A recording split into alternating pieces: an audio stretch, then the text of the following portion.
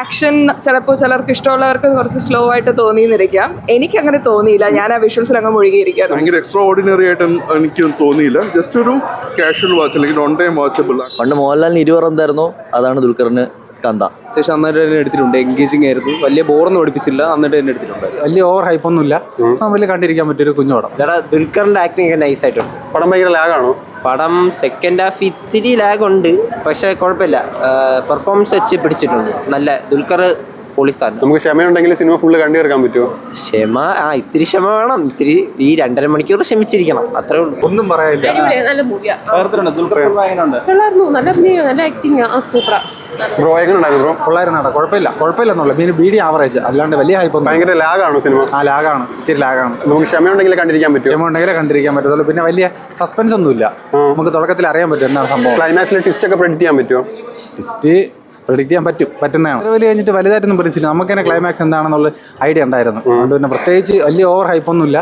വലിയ കണ്ടിരിക്കാൻ പറ്റിയൊരു കുഞ്ഞോടം, അത്രേ ഉള്ളൂ. എന്താ വളരെ നന്നായിട്ടുണ്ടായിരുന്നു. വിഷ്വലി കാണാൻ നല്ല രസമായിരുന്നു. ലൈറ്റിംഗ്, സിനിമാറ്റോഗ്രഫി, കോസ്റ്റ്യൂം ഒക്കെ വളരെ നന്നായിരുന്നു. കാസ്റ്റിങ്ങും വളരെ ഇൻട്രസ്റ്റിംഗ്. സ്റ്റോറിയും ഞാൻ സ്പോയിലേഴ്സ് ഒന്നും പറയുന്നില്ല. സ്റ്റോറിയും നമ്മുടെ പ്രതീക്ഷിച്ചതിനെക്കാട്ടി ആഴമുണ്ട്. കാണാൻ നല്ല. ക്ലൈമാക്സ് ട്വിസ്റ്റ് ഒക്കെ നമുക്ക് പ്രെഡിക്റ്റബിൾ ആണോ അതോ? അല്ല, അത്ര പ്രഡിക്റ്റബിൾ അല്ല. മാഡത്തിന്റെ എക്സ്പെക്ടേഷൻ സ്പോയിലേഴ്സ് ഒന്നും പറയുന്നില്ല. മാഡത്തിന്റെ എക്സ്പെക്ടേഷൻ മീറ്റ് ചെയ്തോ സിനിമ? ഡെഫിനറ്റ്ലി ഓപ്പണിംഗ് ഡേ കാണുന്നതിന് കണ്ടതിന് വർത്ത് ഇറ്റ് ആയിരുന്നു. ഭയങ്കര ഒരു ഡ്രാമ ടൈപ്പ് ആണോ അതോ? അങ്ങനെ നല്ല ഡ്രാമാറ്റിക് ഒന്നും അല്ല. നമ്മുടെ മലയാള സിനിമയെക്കാട്ടി കുറച്ചുകൂടി ഡ്രാമാറ്റിക് ആണ്. എന്നിരുന്നാലും ടേസ്റ്റ്ഫുൾ ആണ്. പെർഫോമൻസ് ബേസ് ആരാണ് ഏറ്റവും കൂടുതൽ ഉള്ളത്? പെർഫോമൻസ് ദുൽഖറിന്റെ ഓഫ് കോഴ്സ് വളരെ ഇമ്പാക്ട്ഫുൾ ആയിരുന്നു. സമുദ്രി റാണി സാറിന്റെയും വളരെ നല്ലായിരുന്നു. രണ്ടുപേരും വളരെ പവർഫുൾ. ഓവറോൾ ഒരു വർത്ത് വാച്ച് അല്ലേ? Definitely worth watching. പ്രത്യേകിച്ച് ജസ്റ്റ് ആ വിഷ്വൽസിന് വേണ്ടി മാത്രം തന്നെ ജസ്റ്റ് വർത്ത് വാച്ചിങ്. സ്റ്റോറിയും വളരെ നല്ലതായിരുന്നു. സിനിമയുടെ ലെങ്ത് കുറച്ച് കൂടി പോയെന്ന് തോന്നുന്നുണ്ടോ? 3 മണിക്കൂർ. എനിക്ക് അങ്ങനെ തോന്നിയില്ല. ചിലർക്ക് ചിലപ്പോൾ തോന്നാം, കാര്യം ഒരു സ്ലോ ബേൺ മിസ്റ്ററി ആയതുകൊണ്ട്. ആക്ഷൻ ചിലപ്പോൾ ചിലർക്ക് ഇഷ്ടമുള്ളവർക്ക് കുറച്ച് സ്ലോ ആയിട്ട് തോന്നിയെന്നിരിക്കാം. എനിക്കങ്ങനെ തോന്നിയില്ല. ഞാൻ ആ വിഷ്വൽസിൽ അങ്ങ് മുഴുകിയിരിക്കുകയാണ്. നമുക്ക് കുറച്ച് ബി പേഷ്യന്റ് ആയിട്ട് ഇരുന്നാൽ മാത്രമേ സിനിമ അത്ര എൻജോയ് ചെയ്യാൻ പറ്റൂ അതോ? സിനിമയുടെ ഫാൻ ആണെങ്കിൽ കുറച്ച് ക്ഷമ വേണ്ടേ കാണാൻ. അപ്പോൾ ഐ വുഡ് സേ ഇപ്പോഴത്തെ കാലഘട്ടത്തിൻ്റെ പ്രൊഡക്ഷൻ വാല്യൂസ് ആയാലും സ്റ്റോറി ആയാലും ഇപ്പോഴത്തെ കാലഘട്ടത്തിന് സ്യൂട്ടബിൾ ആയിരുന്നു. എല്ലാം കിടലായിരുന്നു. നല്ലൊരു മൂവിയാണ്. നമ്മുടെ ഒരു ഓൾഡ് ജനറേഷനെ കാണിക്കുന്ന തരത്തിലുള്ള മൂവിയാണ്. കൊള്ളാം. റിയലിസ്റ്റിക് ആയിട്ടാണ് എടുത്തേക്കുന്നത്. റിയലിസ്റ്റിക് ആയിട്ടാണ് എടുത്തേക്കുന്നത്. കൊള്ളാം. ദുൽഖർ നല്ല പൊളിച്ചടക്കിയിട്ടുണ്ട്. കൊള്ളാം. നല്ല പടമായിരുന്നു. എക്സ്പെക്ട് ചെയ്തതിനെക്കാട്ടിലും മുകളിൽ കിട്ടിയോ അതോ? ഓക്കെ ആയിരുന്നു. ആക്ച്വലി ഭയങ്കര എനിക്കൊരു ആവറേജ് എക്സ്പെക്ടേഷൻ ആയിരുന്നു. ആ എക്സ്പെക്ടേഷൻ ബീറ്റ് ചെയ്തിട്ടുണ്ട്. ഭയങ്കര ലാഗാണോ സിനിമ? ഫസ്റ്റ് ഹാഫ് കുറച്ച് ലാഗ് ഉണ്ടായിരുന്നു, പക്ഷേ സെക്കൻഡ് ഹാഫ് പൊളിയായിട്ടുണ്ട്. എല്ലാവരും നന്നായിട്ട് അഭിനയിച്ചു. റാണയുടെ പെർഫോമൻസ് ഒക്കെ എങ്ങനെ? പുള്ളിയായിരുന്നു മൊത്തത്തിൽ കിടിലം. ദുൽഖറിന്റെ പെർഫോമൻസോ? പുള്ളിയെ കൊള്ളായിരുന്നു. എല്ലാവരും സമുദ്രക്കനിയും ആക്ട്രസും എല്ലാവരും നന്നായിട്ട് അഭിനയിച്ചിട്ടുണ്ട്. സെക്കൻഡ് ഹാഫ് അത്രയും വലിച്ചു നീട്ടിയ പോലെ തോന്നിയതോ? കുഴപ്പമില്ലായിരുന്നു. എനിക്ക് നന്നായിട്ട് തന്നെയാണ് തോന്നിയത്. ക്ലൈമാക്സ് ട്വിസ്റ്റ് പ്രെഡിക്റ്റബിൾ ആയിരുന്നു അതോ? പ്രഡിക്റ്റബിൾ കൈൻഡ് ഓഫ് പ്രഡിക്റ്റബിൾ ആയിരുന്നു. നല്ല പടം, നൈസ് പടം, കൊള്ളാം. ദുൽഖറിന്റെ പെർഫോമൻസ് എങ്ങനെയാണ്? ദുൽഖർ നന്നായിട്ട് ചെയ്തിട്ടുണ്ട്. എനിക്ക് എസ്പെഷ്യലി മറ്റേ അവരുടെ സമുദ്രകന്യയുടെയും രാണാധിപതിയുടെയും ആക്ടിങ് ഭയങ്കരമായിട്ട് ഇഷ്ടപ്പെട്ടു. ദുൽഖറിനേക്കാൾ ഇഷ്ടപ്പെട്ടു. ക്ലൈമാക്സ് ഒക്കെ പ്രെഡിക്റ്റബിൾ ആയിരുന്നു അതോ? അത് ഇച്ചിരി പ്രഡിക്റ്റബിൾ ആയിരുന്നു. എന്നാലും കൊള്ളാം. അത്യാവശ്യം നന്നായിട്ട് തന്നെ എടുത്തിട്ടുണ്ട്. എൻഗേജിങ് ആയിരുന്നു. വലിയ ബോറൊന്നും പഠിപ്പിച്ചില്ല. നന്നായിട്ട് തന്നെ എടുത്തിട്ടുണ്ട്. ദുൽഖറിന്റെ പെർഫോമൻസ് ഒക്കെ എങ്ങനെയുണ്ടായിരുന്നു? ദുൽഖർ പെർഫോമൻസ് നന്നായിട്ടുണ്ടായിരുന്നു. ആ പടം അതേപോലെ തന്നെയാണ്, ഒരു മാറ്റവും ഇല്ല. നന്നായിട്ട് പെർഫോം ചെയ്തിട്ടുണ്ട്. നമുക്ക് ദുൽഖറിന് ഇപ്രാവശ്യം എന്തായാലും ഞാൻ തമിഴ് സ്റ്റേറ്റ് അവാർഡ് എന്തായാലും ഉറപ്പിക്കും. റാണയുടെ പെർഫോമൻസ് എങ്ങനെയാണ്? റാന ചെറിയ റോളൊക്കെയാണ്. വലിയ നമുക്ക് പറഞ്ഞിട്ടുള്ള വലിയ ഇതൊന്നുമില്ല. ചെറിയ റോളൊക്കെ തന്നെയാണ്. നന്നായിട്ടുണ്ട്. സെക്കൻഡ് ഹാഫ് കുറച്ച് ലാഗായുള്ളൂ. ഇൻവെസ്റ്റിഗേഷൻ ഒട്ടും എൻഗേജിങ് അല്ലായിരുന്നു. ക്ലൈമാക്സ് ഒക്കെ എങ്ങനെ ഉണ്ടായിരുന്നു? സാറ്റിസ്ഫൈഡ് ആണോ? ക്ലൈമാക്സ് കുഴപ്പമില്ല. ഇഷ്ടപ്പെട്ടോ? ട്വിസ്റ്റ് നമുക്ക് പ്രെഡിക്റ്റ് ചെയ്യാൻ പറ്റുന്നതാണോ? പ്രെഡിക്റ്റ് ചെയ്യാൻ പറ്റും. എനിക്ക് പറ്റി. മാഡത്തിന് ഇഷ്ടപ്പെട്ടോ? ഇഷ്ടപ്പെട്ടു. ഫസ്റ്റ് ഹാഫ് ഒക്കെ എങ്ങനെ ഉണ്ടായിരുന്നു? ഫസ്റ്റ് ഹാഫ് അടിപൊളിയായിരുന്നു. മൊത്തത്തിൽ കുഴപ്പമില്ല. സെക്കൻഡ് ഹാഫ് കുറച്ച് ഡ്രാഗ് ആണോ? ചെറുതായിട്ട്. പിന്നെ ലാസ്റ്റ് ആയപ്പോഴത്തേനും കുഴപ്പമില്ല, അടിപൊളി. ഇടയ്ക്കൊന്ന് ഉറങ്ങിപ്പോയായിരുന്നു. പിന്നെ ബാക്കിയൊന്നും വേറെ പ്രശ്നമില്ല. ഓവറോൾ ഇച്ചിരി ലാഗ് ഉണ്ടായിരുന്നു. ഓവറോൾ കൊള്ളാമോ? ഓവറോൾ ഒരു 3 കൊടുക്കാം 5. ടോപ്പാണ് ഇത്. ഇതിൻ്റെ ആസ് എൻ ദുൽഖർ എന്ന് പറയുന്ന ഒരാളുടെ ഏറ്റവും പീക്ക് പെർഫോമൻസ് ആണ്. പീക്ക് മീൻസ് ദുൽഖർ എന്ന് പറയുന്ന എനിക്ക് പറയാനുള്ളത് ദുൽഖറിൻ്റെ ഒരു 20 അതാണ് പടത്തിലെ പെർഫോമൻസ് വൈസ് എല്ലാം മാരകമാണ്. മെയിൻലി ഒരു ആക്ടറിൻ്റെ ഒരു കഥ ആയതുകൊണ്ട് തന്നെ ഒരു ആക്ടിങ് ഓറിയൻറ്റഡ് പടമാണ്. എല്ലാ ഡിപ്പാർട്ട്മെൻറ്റും ഒരു മൊത്തം പറഞ്ഞാൽ തമിഴ്നാട്ടിൽ ഈ വർഷം ഇറങ്ങിയാൽ ഏറ്റവും ബെസ്റ്റ് പടം സമുദ്രകന്യൊക്കെ. പുള്ളി ബെസ്റ്റാണ്, ജമ്മാണ് പുള്ളി.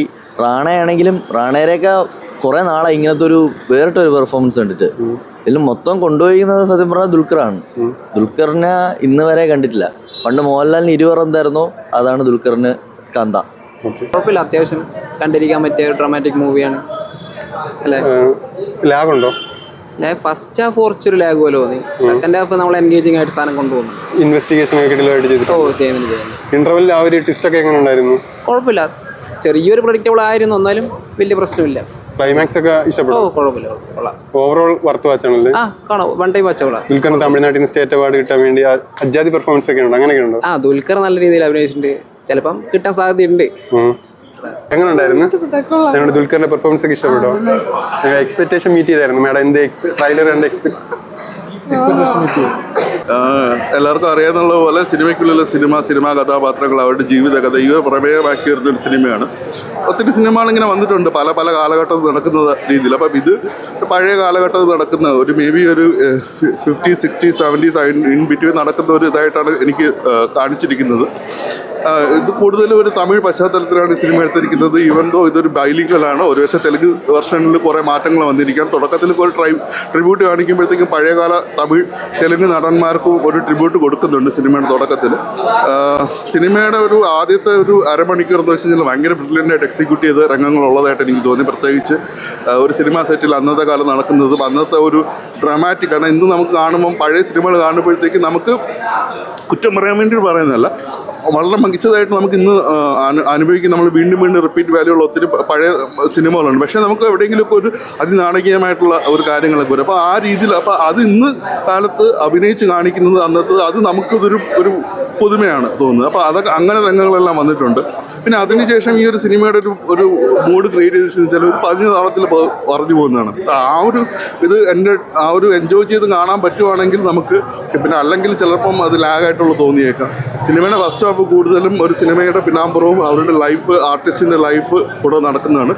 സെക്കൻഡ് ഹാഫ് ഫുള്ളി അവരുടെ ലൈഫ് ബേസ്ഡ് ചെയ്തിട്ടാണ് വരുന്നത്.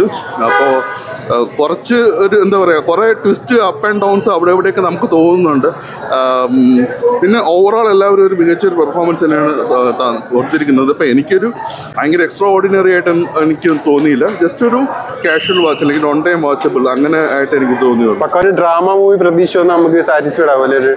അതെ, ഇതൊരു പഴയ കാലഘട്ടത്തിൽ നടക്കുന്ന അവരുടെ ലൈഫിൽ നടക്കുന്ന കാര്യങ്ങളും ഇങ്ങനത്തെ ധാരാളം കഥകളും നമുക്ക് ഗോസിപ്പിൻ്റെ രൂപേണയോ അല്ലെങ്കിൽ റിയൽ ലൈഫ് സ്റ്റോറീസും അവരുടെ ബേസ് ചെയ്തിട്ട് തന്നെ സിനിമകൾ വന്നിട്ടുണ്ട്. എങ്ങനെ ഉണ്ടായിരുന്നു?